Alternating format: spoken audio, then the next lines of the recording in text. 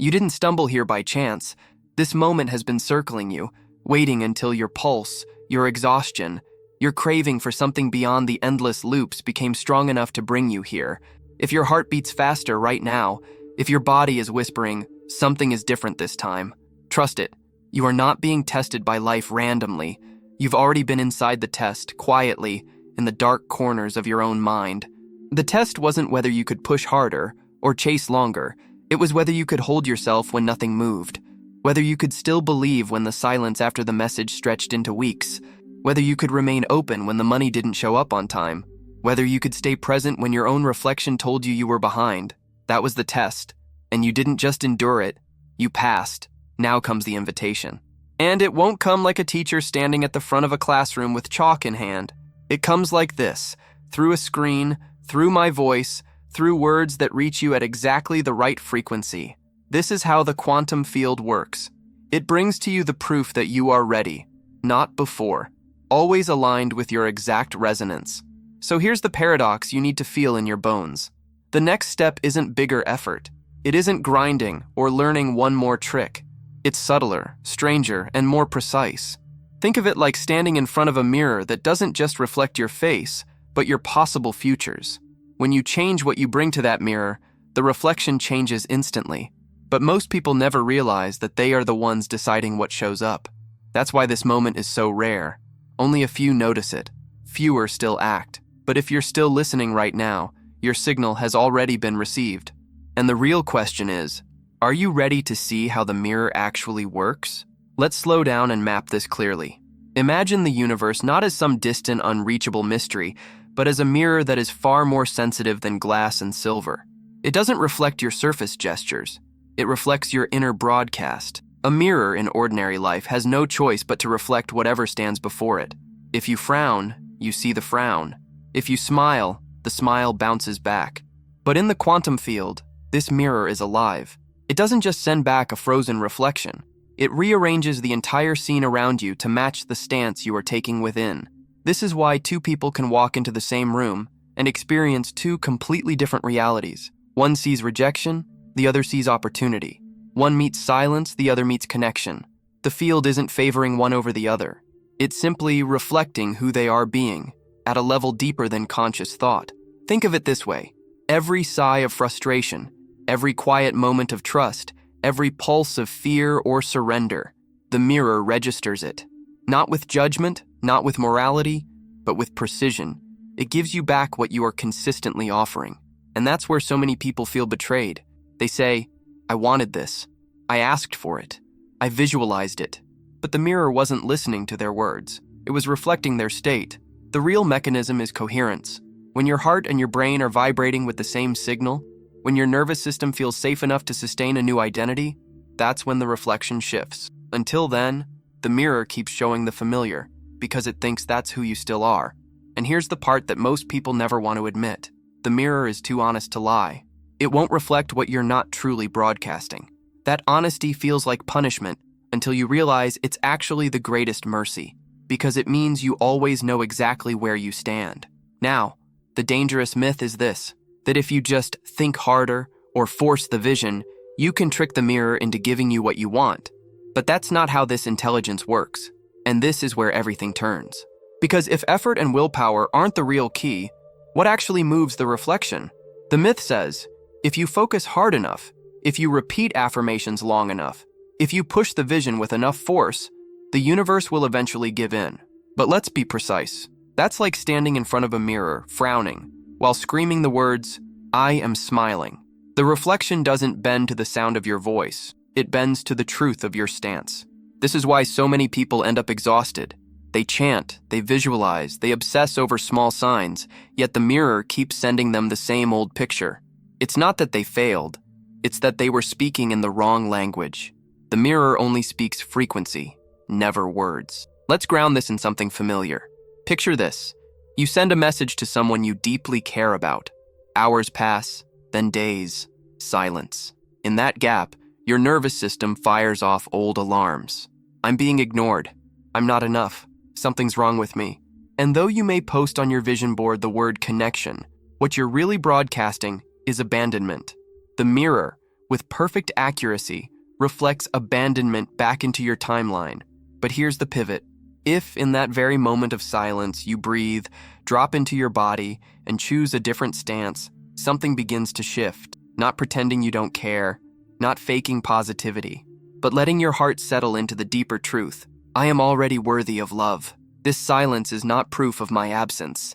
It's space for me to remain rooted. That stance, that embodied coherence, is what the mirror translates into your next reflection. Suddenly, conversations elsewhere open. A friend reaches out. An unexpected opportunity arrives. The very person who seemed distant feels the pull to return. The mirror reorganizes. Notice how different this is from hustling with affirmations or chasing after signs. The mirror doesn't reward noise. It responds to the quiet, steady broadcast of identity. And that's why the myth of forceful manifestation is so destructive. It tricks people into thinking the mirror can be bullied into compliance. But this intelligence is far too precise for that. It isn't punishing you. It's teaching you the only language it understands. So the real question becomes, if words and effort aren't the entry point, what is the gateway to coherence? Here's the pivot most people overlook. Before the mirror can reflect a new picture, your nervous system has to feel safe enough to hold it. Think of your body as the frame around the mirror. If the frame is rattling, if it's cracked and trembling, no matter what image you try to project, the reflection will blur. Safety is not optional. It is the foundation. This is why people get temporary bursts of synchronicity and then fall back into old cycles. For a moment, they glimpse the reflection they've been asking for, but their body isn't regulated enough to sustain it. The signal collapses, and the mirror returns to the familiar. Not because the field is cruel, but because your nervous system has to believe it's safe to hold more light, more love, more abundance. Let's be precise here. When you wait for a text and your chest tightens, your field tightens with it. When you see an unexpected bill and your stomach knots, the mirror registers that knot as your broadcast. And when your system learns to stay open instead of clenching, that's when your frequency actually changes. So let's practice this together. It only takes 40 seconds. Right now, wherever you are, soften your shoulders. Let your jaw unclench. Place one hand over your heart, one hand over your lower belly. Close your eyes if you can. Inhale slowly through your nose, not forcing, just letting air arrive. Hold for a moment. Exhale gently, longer than your inhale, as though you're sending a signal of safety back through your whole body. Do this 3 times. As you breathe this way, notice what happens in your chest, in your belly, in your face. You're not just calming yourself. You're broadcasting a new signal into the mirror. Your body is telling the field, I am safe to receive. And the mirror always listens. The magic isn't in how dramatic the practice looks. It's in how consistently you anchor it. Because coherence is not a state you visit once. It's a field you learn to live in. Now, if the mirror only ever reflects who you're being, then the next layer is unavoidable. Are you just visiting new states? Or are you ready to shift who you are at the deepest level?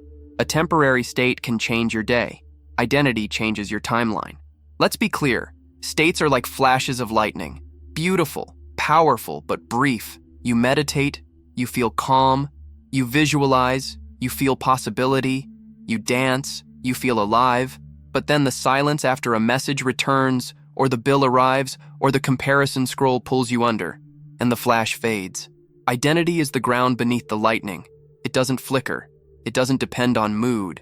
It's the stance the mirror recognizes as your baseline broadcast. And this is where many people unknowingly sabotage themselves. They chase states instead of inhabiting identity. Think of it this way. A person can enter a state of confidence during a job interview if they psych themselves up. But if their underlying identity is still, I'm never chosen, the mirror reflects that. And even if the interviewer smiles, the energy collapses when the state slips. On the other hand, when someone's identity has shifted into, I am someone who belongs in the room, no extra performance is needed. The mirror reflects belonging as the natural image. This is why trying to stay high vibe all the time doesn't work. States come and go. They're meant to. Your body cycles, your emotions breathe. The real work is letting your nervous system stabilize around an identity that can hold the reflection you desire, even when your mood shifts. And here's the hard truth. The mirror doesn't care if you briefly feel abundant while scripting affirmations. It cares about whether I am abundance has taken root in your cells. The reflection shifts when identity does. So if you've ever felt like manifestation worked one week and vanished the next, it wasn't because the field betrayed you. It was because you touched a state without anchoring it into identity. The path forward, then, isn't about chasing flashes of lightning. It's about becoming the storm, a steady, unshakable presence that doesn't ask the mirror to reflect back proof every second, but knows, with or without immediate evidence, who they already are. And that leads us into the most radical part of this journey. If identity is the baseline, then identity is what selects your timeline. So the real question is, which version of you is the mirror about to reflect next? Every choice of identity is also a choice of timeline. Think of the mirror not just as reflecting your present mood, but as revealing an entire corridor of futures. Each corridor is already built. One where you keep circling the same financial stress. One where your creativity blossoms. One where relationships feel like home instead of struggle. The mirror doesn't invent them on the spot. It simply reveals the corridor that matches who you are being. This is why identity matters more than any single action. Because your identity is like the frequency that locks you into a timeline corridor. You can walk into a job interview with the same resume, the same clothes, even the same answers. But if you stand there from the identity of "I'm lucky to be considered," you'll unlock one future. If you stand there from the identity of "I am the answer they're looking for," you'll unlock another. Let's bring this into a real, ordinary moment. Picture yourself sitting at your desk, staring at a blank page. The creative block feels heavy. Your state might swing between frustration and false motivation, trying to push words onto the page. But your identity in that moment is what chooses your timeline. If the identity is "I am blocked," "I'm not inspired," "I'm not enough," then the mirror faithfully opens the corridor of more blank screens. But if you shift, not pretending, not faking, but truly inhabiting, "I am a channel, creativity moves through me naturally," then the mirror reorganizes. Suddenly the sentence flows. An idea clicks. The corridor shifts before your eyes. Notice what just happened. You didn't need to wait for external validation. You didn't need someone to call you talented. The mirror shifted because you shifted identity, and the timeline bent accordingly. This is what most people miss. Timelines aren't chosen by what you want in theory. They're chosen by what you embody in practice. And because identity is steady, the mirror keeps reflecting that corridor until you declare a new stance. So ask yourself, are you still walking down the timeline of proving yourself? Or have you stepped into the one where you simply are the version that belongs, creates, and receives? Because here's the secret no one tells you. Timelines don't just passively arrive. They're already waiting.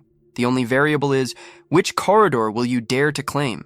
Now that you see how identity locks you into a timeline corridor, the next question is obvious. How do you stabilize that identity so it doesn't flicker out when life presses back?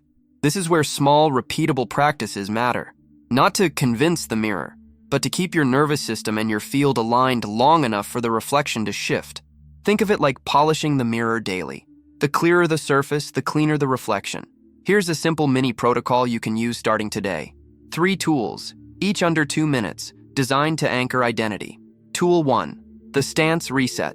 Before you enter a situation that usually triggers doubt, a message you're about to send, a meeting, even scrolling your phone, pause, plant your feet firmly, roll your shoulders back, take one breath into your heart, whisper to yourself, "This is who I am now." Let your body register it before your mind tries to argue. Tool 2, the mirror journal. At the end of the day, write down 3 reflections the mirror gave you. Situations, conversations, synchronicities. Then ask, which identity was the mirror reflecting here? This keeps you honest.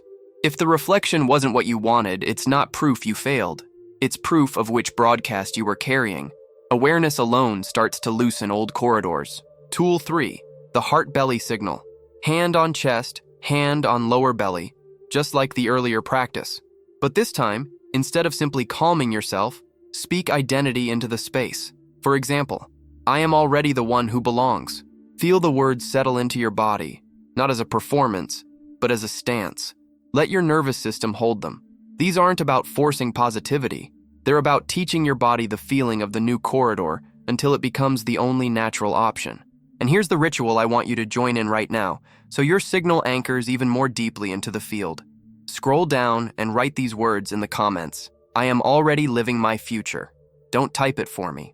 Type it for yourself. Let the quantum field register your declaration in public space where the energy multiplies, because the mirror doesn't just reflect what you hold alone, it reflects the field we create together.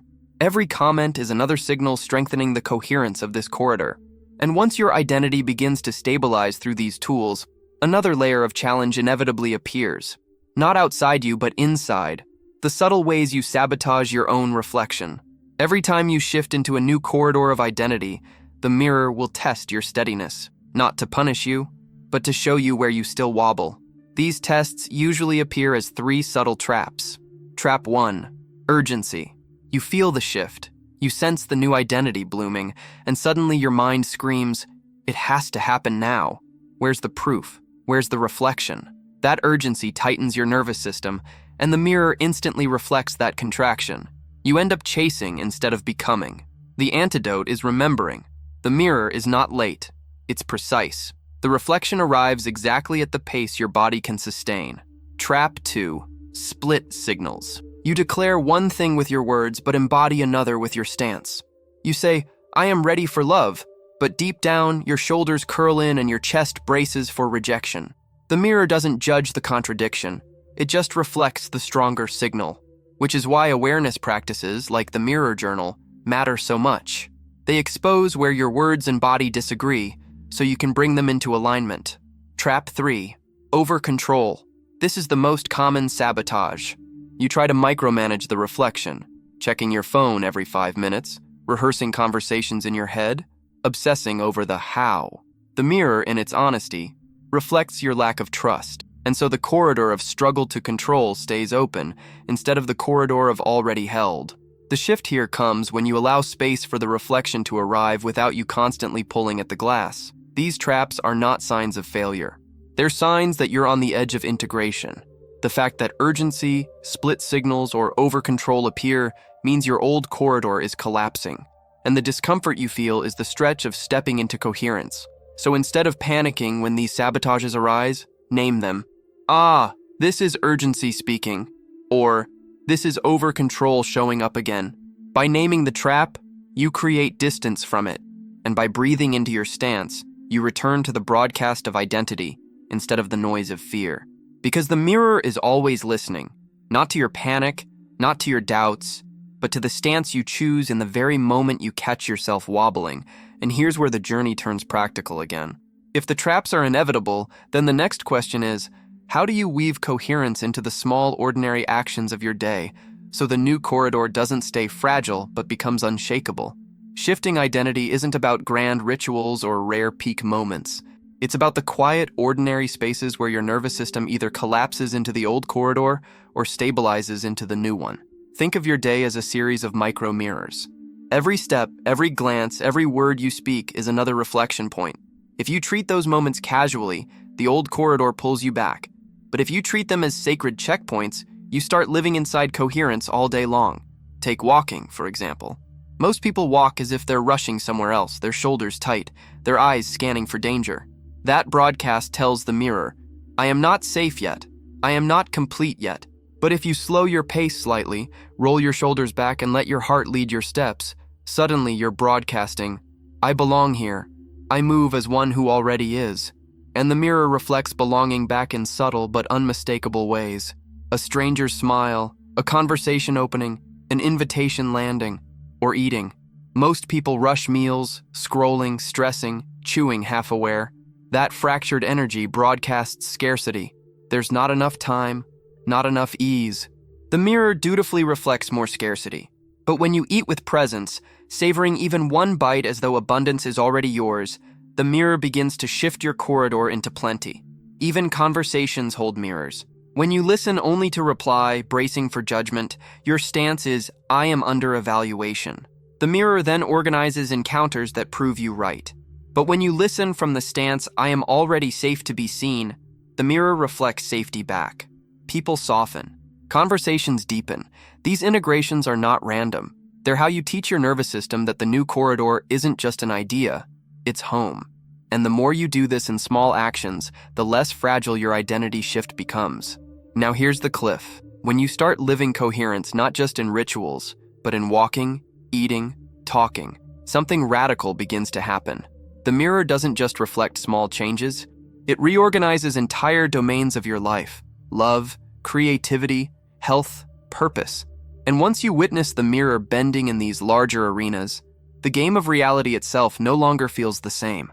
Once daily coherence becomes your natural stance, the mirror stops only adjusting small fragments and begins to bend the larger structures of your life. Relationships, creativity, health, even the sense of your deeper purpose, all of it starts to reorganize to match the new broadcast. Take relationships. If your identity has been, "I'm always the one left behind," the mirror will faithfully reflect partners who are inconsistent, friends who disappear, conversations that leave you feeling unseen. But when you shift into, "I am someone who is met fully," the corridor changes. The mirror begins to reflect relationships where reciprocity is natural, where showing up is effortless. It may even feel strange at first, almost too easy. But that's because your nervous system is adjusting to a corridor where love no longer equals struggle. Or look at creativity. Earlier, we saw the blank screen as a mirror of "I am blocked." But when your stance becomes "I am a channel," the mirror begins to reorganize not just moments of inspiration, but entire seasons of output. Projects align, collaborations appear. The corridor of drought gives way to a corridor of flow. And health, perhaps the most intimate domain of all. The mirror reflects the identity you inhabit here too. If your broadcast is "I am fragile, I am at risk," then even minor symptoms feel amplified, and your body organizes around tension. But when you shift into "I am resilient, I am healing," the mirror reflects strength, recovery, alignment. Sometimes this comes as energy returning, sometimes as guidance toward the exact practice or support your body has been asking for. Let's ground this in a scenario. Imagine a sudden health scare, a pain, a strange symptom, the fear rising in your chest. In that moment, if your stance collapses into "I am powerless," the mirror will echo powerlessness in appointments, in how others speak to you, in the slowness of answers. But if you anchor into "I am a resilient being," supported by the field itself, the mirror begins to rearrange. The right doctor appears. The test clears faster than expected. Even your own body responds differently to the signal of trust. This isn't about denial or pretending. It's about choosing which corridor your identity will anchor into, even under pressure, because pressure moments are where the mirror shows you who you really believe you are. And here's the breakthrough. When you see the mirror reorganizing all these domains in harmony, it dawns on you that this isn't personal magic. It's something larger moving through you, which leads us into the most profound layer, the spiritual dimension of the mirror, where surrender becomes the very source of your power. Up until now, we've explored the mirror as a mechanism, a precise feedback system that reflects identity into timelines. But there's a deeper layer, one that dissolves the illusion of separation between you and the field. Because the mirror is not just glass responding to your stance, the mirror is you. The intelligence that reflects your broadcast is the same intelligence that breathes your lungs, that keeps the stars burning, that whispers to you in dreams. What we call the quantum field is not outside, waiting to be convinced.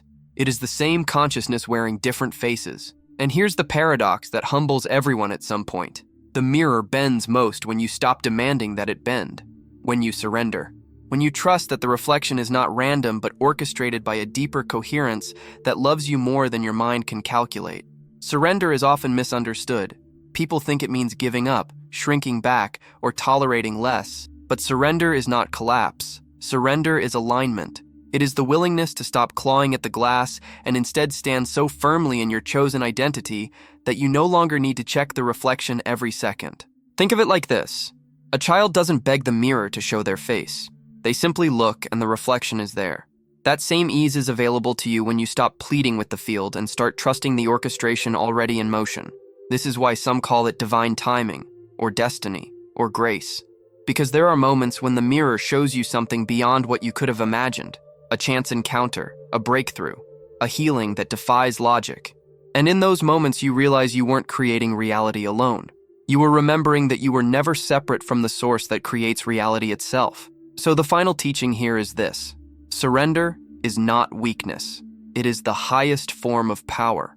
Because when you surrender, you stop scattering your energy through control and urgency, and you allow the mirror to reveal the timeline that was waiting for you all along. And once you touch this dimension, something irreversible happens. You no longer see the mirror as a test to pass or a tool to manipulate. You see it as a living extension of who you already are. Which brings us to the closing. One final image, one final declaration. the resolution of the mirror. So here we are. You've walked through the test, through the silence, through the trembling of your nervous system and the flickers of your states. You've seen how identity chooses the corridor, how coherence stabilizes it, and how the mirror reflects with unshakable honesty. But let me leave you with one last image. Stand before an actual mirror right now, even if it's only the reflection in your phone screen. Look into your own eyes. What you see staring back is not just the surface of your face. It is the convergence point of every possible timeline. The one who doubted, the one who struggled, the one who rose, the one who already knows. All of them are available. The reflection you choose to stabilize here, in your stance, in your breath, in your being, is the one the quantum field will multiply outward. And this is the rarest truth. The mirror has never been against you. Even when it reflected heartbreak, scarcity, or silence, it was never punishing you. It was waiting for you to stand in the identity that can hold the future you've always sensed. That's why you're here. You passed the test not because you forced the reflection, but because you endured long enough to see the invitation behind it. Only a fraction reached this point. And yet, you are here, listening, feeling your heart beat faster, because you know it's time. So here's what I want you to do right now as the final act of claiming your timeline. Share in the comments one old belief you are releasing today. It could be about love, money, health, or your worth. Write it, release it, and let the quantum field record your declaration. Your release becomes someone else's permission. Your signal strengthens the coherence of this community. And as you walk away from this video, remember, the mirror is alive. Every step you take, every breath you breathe, every choice you embody, it's all reflected instantly. You don't have to wait. You are already inside the corridor of your future. The only thing left is to keep looking into the mirror with the stance of the one who has already arrived.